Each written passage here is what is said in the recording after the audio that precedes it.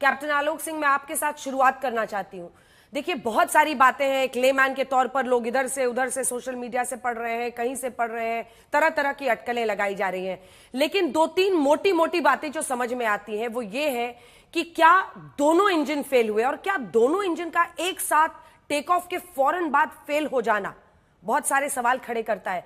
देखिए, लैंडिंग के वक्त पर जितने एक्सीडेंट्स होते हैं 36% एक्सीडेंट्स लैंडिंग के वक्त होते हैं, उसके मुकाबले टेक ऑफ में सिर्फ 10% एक्सीडेंट्स हुए हैं। इंजन फेलियर या फिर पॉसिबल कोई फ्यूल कंटैमिनेशन या ब्लॉकेज भी कोई वजह हो सकती है। मतलब क्या समझ में आ रहा है और आपको क्या लगता है जब आप इस पूरी घटना और उसका वीडियो देखते हैं? जी मैम, सीम्स लाइक इट, ऐसा लगता है कि ये रेयरेस्ट ऑफ रेयर सिचुएशन थी कि जहाँ पे दोनों इंजन में लॉस ऑफ पावर देखा जा सकता है। नॉर्मली कुछ भी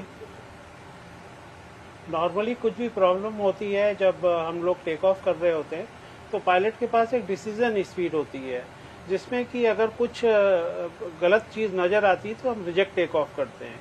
V1 के बाद हम कंटिन्यू टेक ऑफ करते हैं।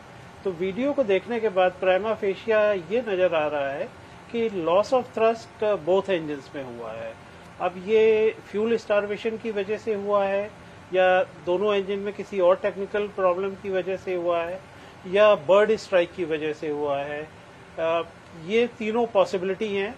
और चूंकि ये सिर्फ मात्र जमीन से 200 फीट के अंदर अंदर हुआ है तो इसमें पायलट के पास कुछ प्रिवेंटिव एक्शन लेने की गुंजाइश ही नहीं बची थी। तो ये कारण रहा है कि एयरक्राफ्ट पायलट कुछ नहीं कर सके और सीधे सीधे सामने जो भी बिल्डिंग आ रही थी वो। एक काउंटर क्वेश्चन है मेरा आपसे, एक काउंटर क्वेश्चन है सर, नोट करने वाली है। जी, आप अपनी बात भी बताइएगा जो आप इम्पोर्टेंट बात कह रहे हैं। काउंटर क्वेश्चन है जी मैम कि मतलब थ्रस्ट ना मिलना इस तरह की इमरजेंसी स्थिति के लिए कौन से वो टेस्ट होते हैं जो आप लोग रन करते हैं टेक ऑफ के पहले, और उसके बिना तो टेक ऑफ किया नहीं होगा, तो वो कौन से इसके प्रिकॉशनरी टेस्ट होते हैं फ्यूल को लेकर कि ब्लॉकेज ना हो या फ्यूल स्टार्वेशन जिसे आप कह रहे हैं, ईंधन का ना मिलना या फिर थ्रस्ट ना मिलना, इसके लिए क्या कोई टेस्ट होता है इसको टेक ऑफ करने से पहले? Ma'am, as soon as we start the engines there are, हमारे पास 200 से ज्यादा कंप्यूटर्स होते हैं एयरक्राफ्ट में जो कि एयरक्राफ्ट की कंप्लीट मॉनिटरिंग कर रहे होते हैं। और इस बीच में अगर कोई भी प्रॉब्लम आती है तो इमीडिएटली हमारे पास वार्निंग आ जाती है कि देयर इज अ प्रॉब्लम, आप इसको रोक सकते हैं, अभी ठीक करिए इसको पहले। तो इस तरह की अगर कोई भी प्रॉब्लम आई होती तो पायलट ने ऑब्वियसली उसको टेक ऑफ रिजेक्ट किया होता है या टेक ऑफ इनिशिएट ही नहीं किया होता। पर इस कंडीशन को देख के ये लगता है कि हम अपनी जो टेक ऑफ करने की स्पीड थी वहां तक किसी भी तरह की प्रॉब्लम नहीं आई, अन्यथा पायलट ने उसके पहले ही रिजेक्ट टेक ऑफ कर दिया होगा। नाउ मैं अब आगे बढ़ रहा हूँ कि जो वीडियो देखने के बाद हमने एक चीज मेजर नोट करी वो होता है कि नॉर्मली हम जैसे ही टेक ऑफ करते हैं सबसे पहले हम लैंडिंग गियर अप करते हैं। इस वीडियो में देखने के बाद ये नजर आ रहा है पायलट्स ने लैंडिंग गियर अप नहीं किए हैं। वो मोस्ट प्रोबेबली इसलिए कि शायद टेक ऑफ करने के इमीडिएटली बाद पायलट को अंदाजा हो गया कि कुछ ना कुछ गड़बड़ है।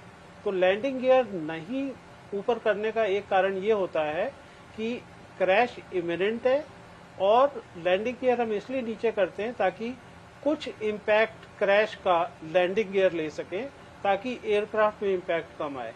तो वो जो कि इस वीडियो में जो ये दुर्घटना हुई उसमें देखा जा सकता है।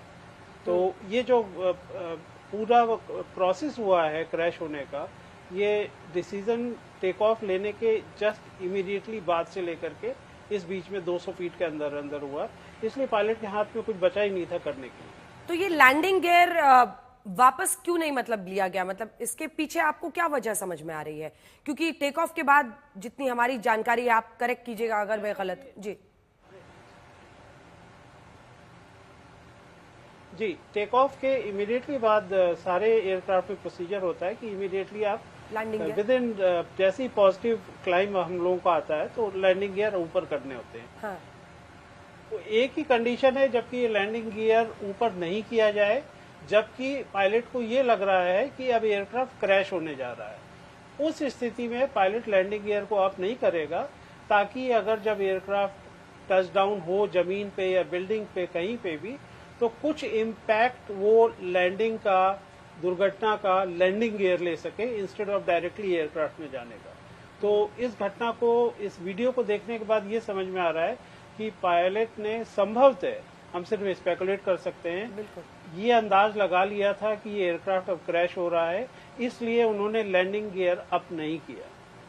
बाकी ये सारी स्पेकुलेशन है, असली चीजें तो जब डीजीसी की सारी इंक्वायरी आएगी, सारी इन्वेस्टिगेशन हो जाएगी, तभी हम जान पाएंगे।